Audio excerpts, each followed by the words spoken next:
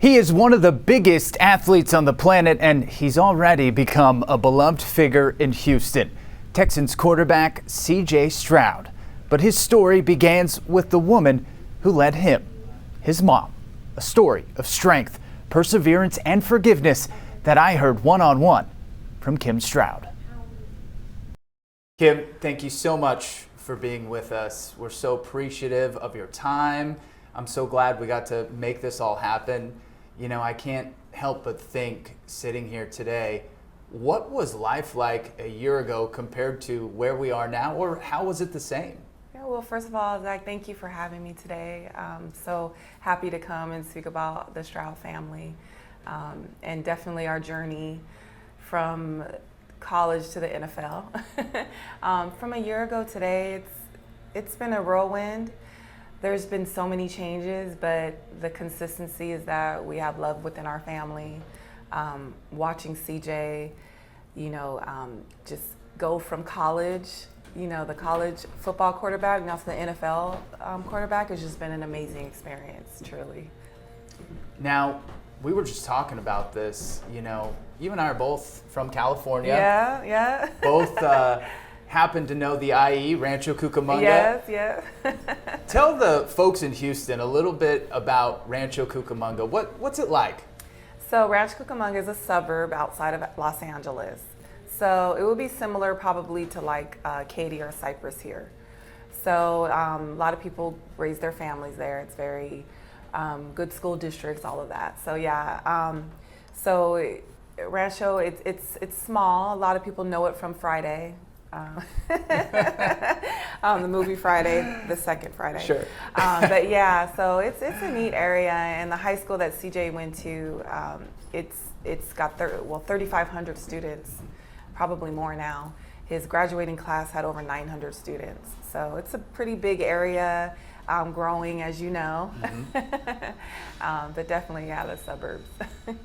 Now, you have 4 kids. Yes. One of them happens to be the franchise quarterback for the Texans, but you have 4 kids. Tell me a little bit about each of them. I do. I'm so blessed to have 4 beautiful children that I've been able to, nurture and raise, and they all are special, and they're all in their own ways. They all have so many talents. I have Isaiah, who's my oldest child, and he has my 2 grandchildren, Leah and Isaac. And then I have Asmar, who's my second oldest son. Yeah. Then I have my beautiful daughter, Sierra. God bless me with 1 daughter, thank God. She's also my best friend. She's a singer-songwriter. And then obviously I have CJ, who's the baby of the family. So he's, everybody knows who he is. So. I think it's safe to say, not just in Houston, but clearly he has fans, all over the United States. Yes. Now, you raise your 4 kids in Rancho Cucamonga. It's been documented, that you guys had to persevere quite a bit. Oh, definitely. Tell me a little bit about the situation that occurred and why, you guys had to persevere, what you went through a little bit. Right. Well, I would say that everyone in life has to persevere in some way. Life is never cookie cutter. Even if people display on the outside that it is cookie cutter, and they have everything, everybody has something they struggle with. And unfortunately, CJ's father had a substance abuse problem. He struggled with that, and it led to different things in his life that transpired to put him in prison. And so before that occurred, we were Christian people, just trying to live right and serve the community of Rancho Cucamonga. We had a church there. And just be good people, and raise our children right and set that foundation. And so life is what life is, and it comes. So we did do that for 7 years. And then our family kind of took that detour. And so I became mom and dad in essence, because I don't think I could really be dad, but just taking on the role of the head of the household. And CJ fell into that, that kind of dynamic of our family. So it was myself, Sierra, my daughter, and CJ, because they're my youngest children. Mm-hmm. My older 2 had moved out already. Okay. So CJ really took on kind of like the head of the household male role, which I think helped with his leadership skills that he has now. So, when I see him now and he can, go into a room and he commands the room in essence, where he knows where he's supposed to be. And I believe that's all from just having to step into his father's footprints a little bit and make sure his mom and his sister were taken care of, So it was a really hard struggle for our family. We went from a pretty well off income to basically nothing, and I had to take very hard labor jobs, which nothing wrong with that. gave me muscles, but it was really tough. So CJ had to really navigate through the football world in camps and different things, pretty much on his own. I did help as much as I could, but yeah, it was definitely a struggle and definitely a change for our family.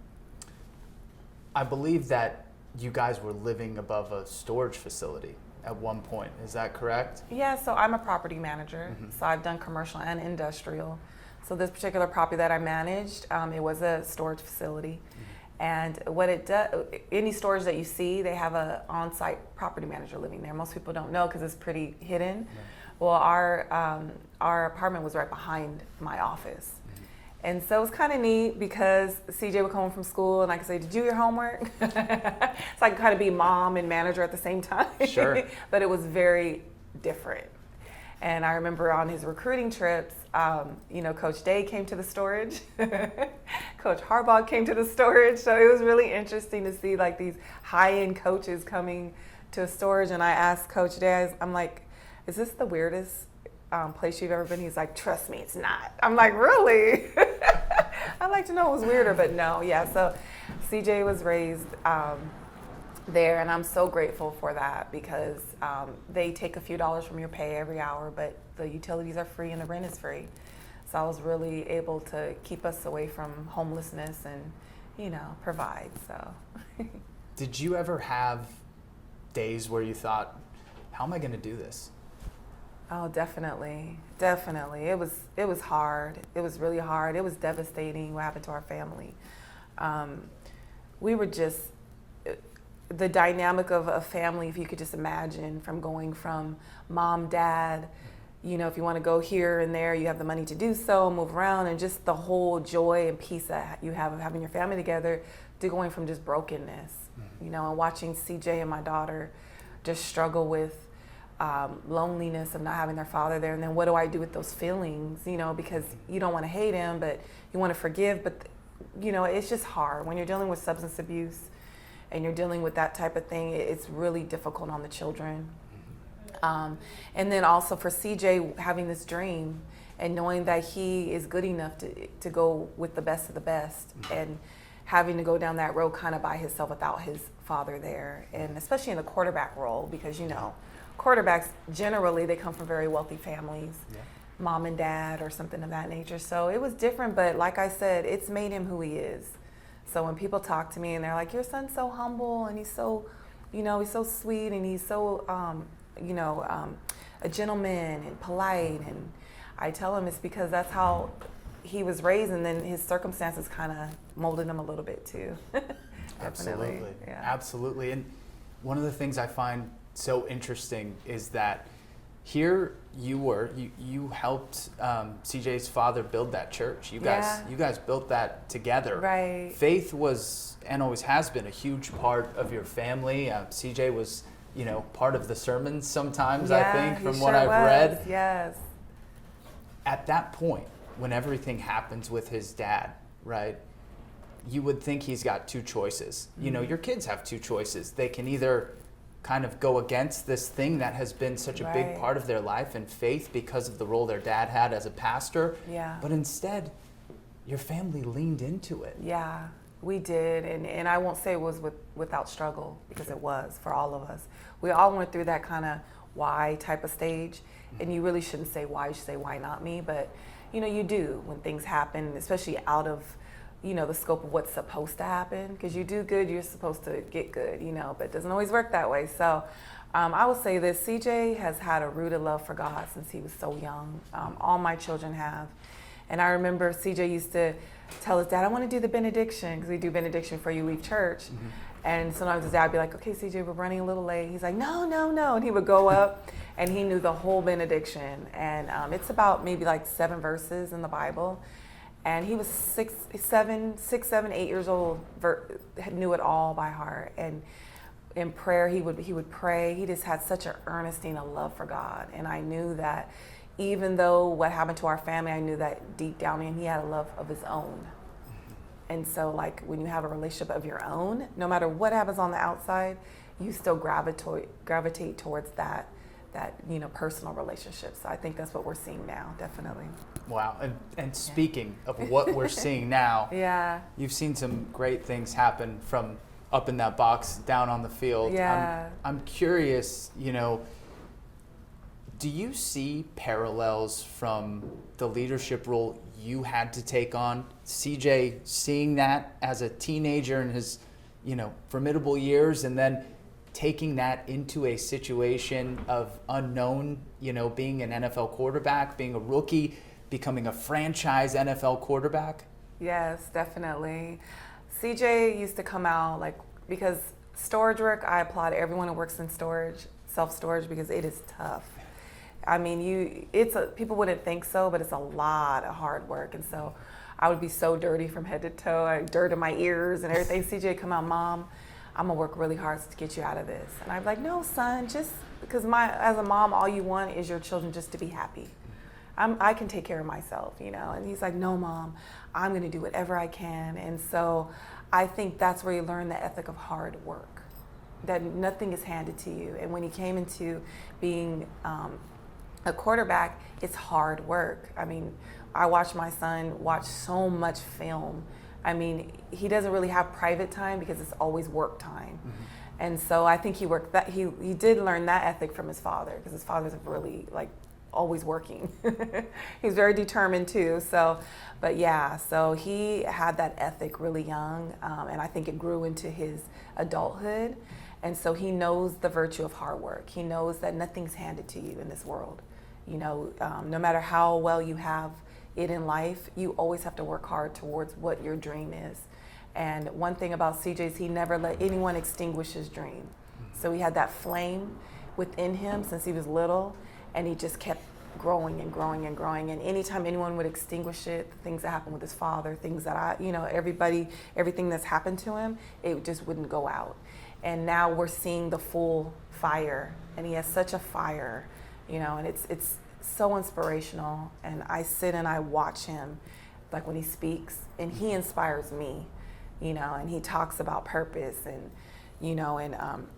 passion, the difference between the two. And that's all from seeing his parents struggle, seeing his parents go through ups and downs and learning from it.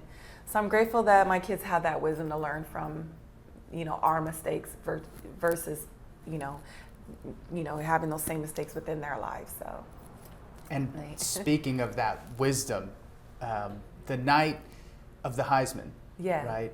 I believe that was the first time CJ had spoken to his dad in a while, right? Yeah. And yes.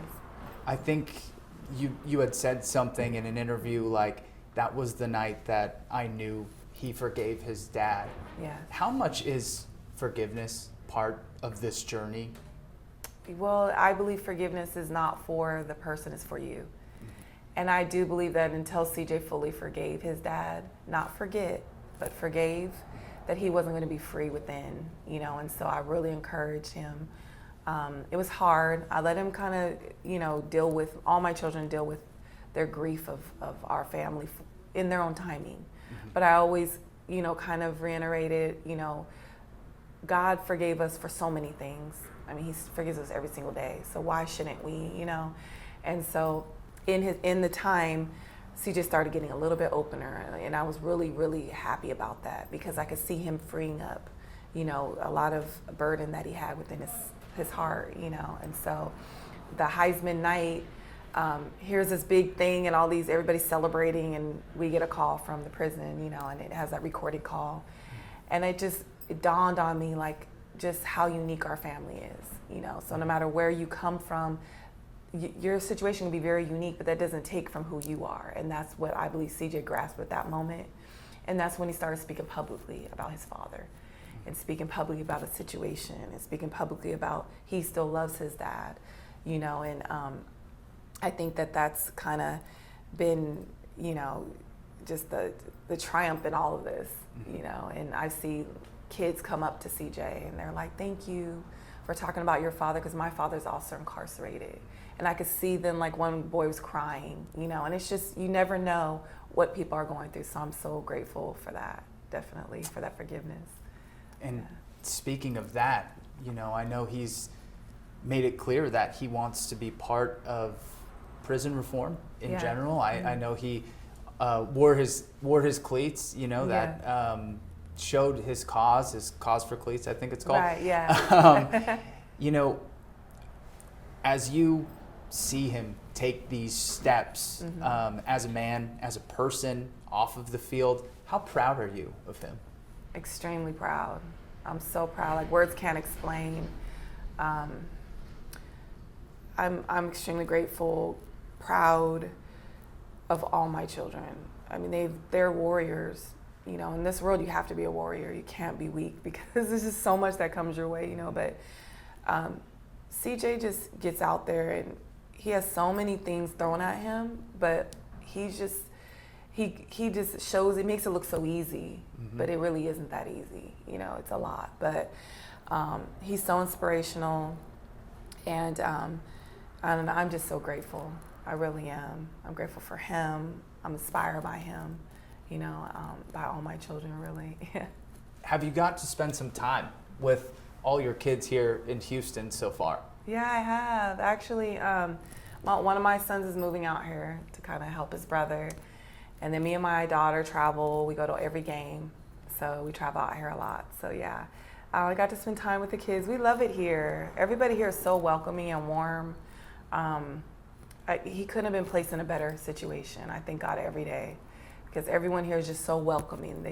They were ready for him, you know, and you could totally see it. So it's great. They were waiting for him. They were waiting for their franchise quarterback. Yeah, and I'm grateful. Do people recognize you when you're walking around here in Houston? Not really. Okay. No, I think because I don't live here. Yeah. You know, and then, sure. you know, we always change our hair up. So, like, I have straight hair, then braids, yeah, so. But, no, we kind of just do our own thing, you know.